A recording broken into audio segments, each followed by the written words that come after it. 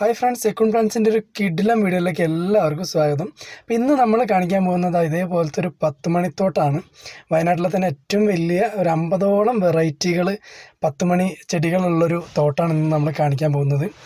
ഇതേപോലെ കിടിലനായിട്ട് അത് ഫ്ലവർ ചെയ്ത് നിൽക്കുന്നുണ്ട്, വളരെ തിക്കായിട്ട്. അപ്പോൾ ഇതിൻ്റെ വിശേഷങ്ങളാണ് ഇന്നത്തെ വീഡിയോയിൽ നമ്മൾ പറയാൻ ഉദ്ദേശിക്കുന്നത്.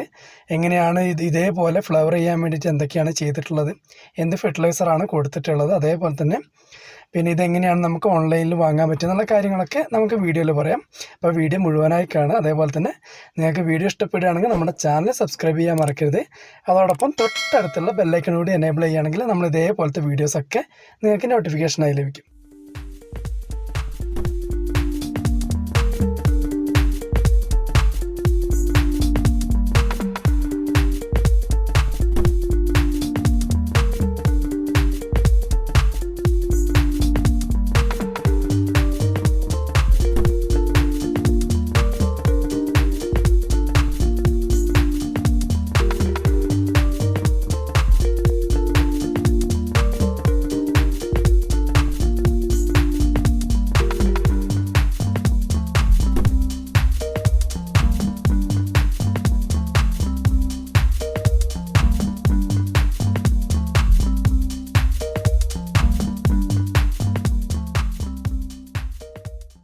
ഈ ഒരു 10 മണിത്തോട്ടം വളരെ അടിപൊളിയായിട്ട് നല്ല ഫ്ലവർ ചെയ്ത് നിൽക്കുന്നുണ്ട്. അപ്പോൾ ഇത് നമ്മുടെ വയനാട്ടിൽ കൽപ്പറ്റയ്ക്ക് അടുത്ത് തന്നെയാണ് ഈ ഒരു 10 മണിത്തോട്ടം ഉള്ളത്. ഇത്രയും വെറൈറ്റി 50ഓളം വെറൈറ്റികൾ നമുക്ക് 5 രൂപ ആണ് ഒരു തണ്ടിന് വരുന്നത്.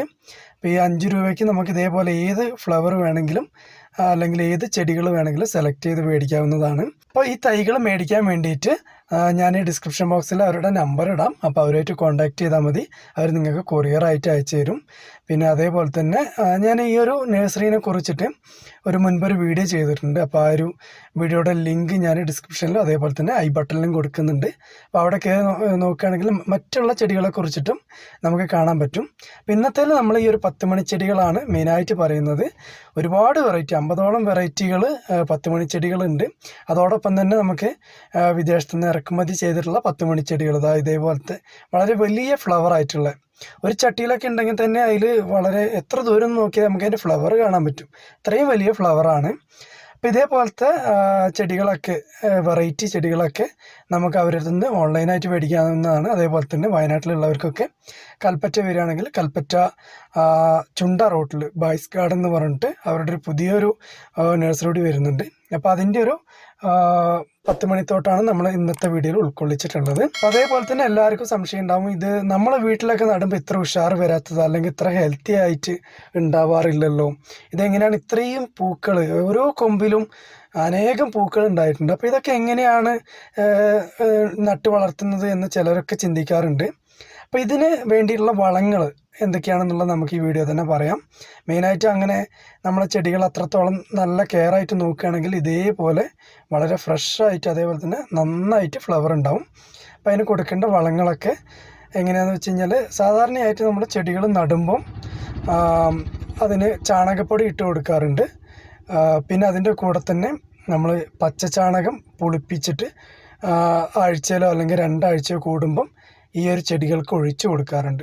പിന്നെ ഇതിനെങ്ങനെയാണ് ഇത്രയും പൂവ് ഉണ്ടാകുന്നതെന്നല്ല, നല്ല ഇത്ര തിക്കായിട്ട് ഫ്ലവർ ഉണ്ടാകുന്നത് നമുക്ക് 19 എന്ന് പറഞ്ഞ ഒരു ഫെർട്ടിലൈസർ നമുക്ക് വളപ്പീടികളിലൊക്കെ വാങ്ങാൻ കിട്ടും.